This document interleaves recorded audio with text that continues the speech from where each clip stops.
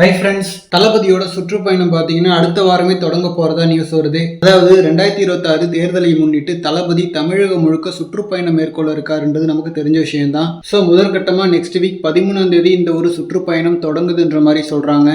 அதுலேயே இந்த சுற்றுப்பயணம் முதற்கட்டமா திருச்சியிலிருந்து தொடங்குதான். செப்டம்பர் 13ல இருந்து ஒரு 3-4 டேஸ் போல இந்த சுற்றுப்பயணம் இருக்குமா.